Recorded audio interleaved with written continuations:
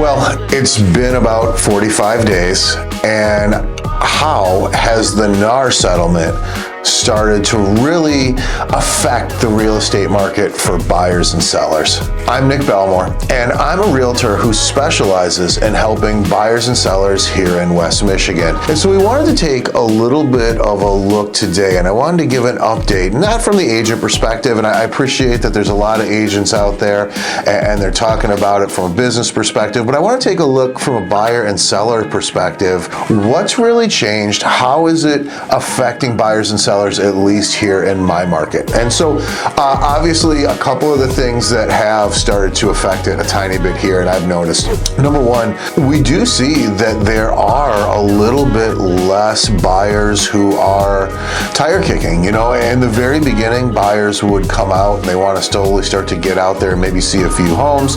They know they're further out. Of course, one of the changes in the settlement was signing a contract, and definitely it's one of those things where even if it's non-exclusive, even if it's short term, it can be a little bit fearful for some of the buyers out there that might be dealing with this right now, and entering into a contract with an unknown person can be a little bit scary. So what are we seeing today? We're seeing that the truth is buyers are starting to do a little bit more research out there before they start to see homes, and more specifically, shop for an agent. And I will say that's probably another thing that I'm starting to see a little bit more of in the first 45 days is buyers are shopping for their buyer's agent. I've had a couple of buyers ask me, hey, you know, what do you do? What do you charge? All those different pieces today. So a little bit more awareness on the buyer's part. I think that's absolutely a good thing. A few things I wanted to touch on the sell side. What are we starting to see? Well, on the sell side, I will say we are starting to see a little bit less multiple offers on certain pockets here in our market. And I think that that directly does tie into the settlement agreement, because one of the things that nationally even we're starting to see is when they are in multiple offer situations, the sellers are less willing to contribute to the buyer's agent compensation,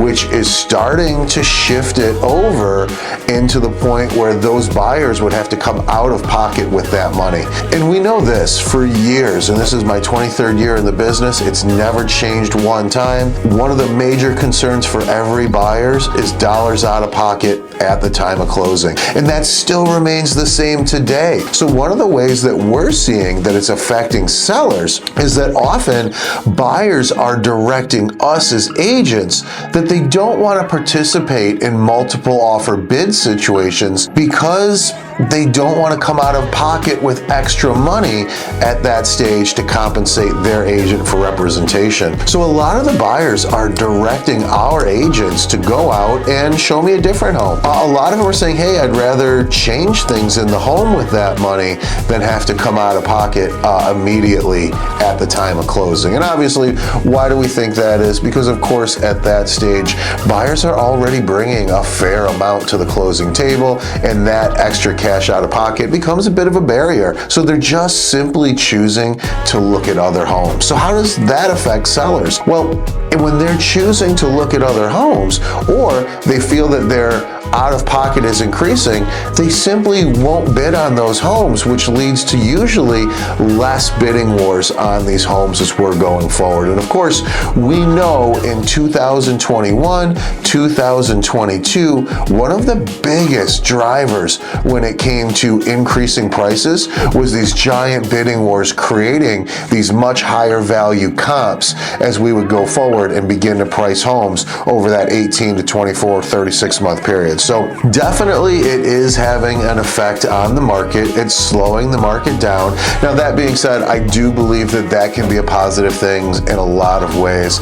I think here in West Michigan and throughout the country, we have seen that the undersupply of housing has risen and driven a market that has rapidly expanded cost, and that's not a great thing for society. When the cost of housing is outpacing incomes, it's always going to put our people people in a position that they're not winning. So we want to see that people are buying homes, having a great experience, building equity to the future, all those things. And we know that having an out of balance supply and demand typically doesn't lead to the best outcome. So that's the update. That's what's happening with the NAR settlement right now, how we're seeing it affect the marketplace for buyers and sellers. As this comes forward, I'm going to definitely let you guys know and update you a little bit more as the market changes and as the process changes based on this settlement.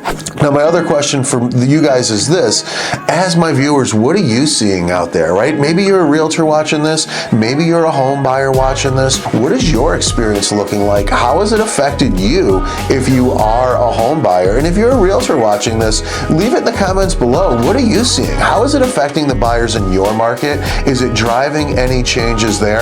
I'm definitely curious to know. And of course, if you got value out of this video, go ahead and like and subscribe. That way, it gets you a notification for when I put new videos out about the market or anything here in West Michigan, and it helps me grow the channel and get in front of more people. And I can never thank you guys enough for all the support that I've gotten and for the amount of likes and subscribes that you guys have been so generous with. I hope you guys are having a great time out there looking at real estate and getting into the market.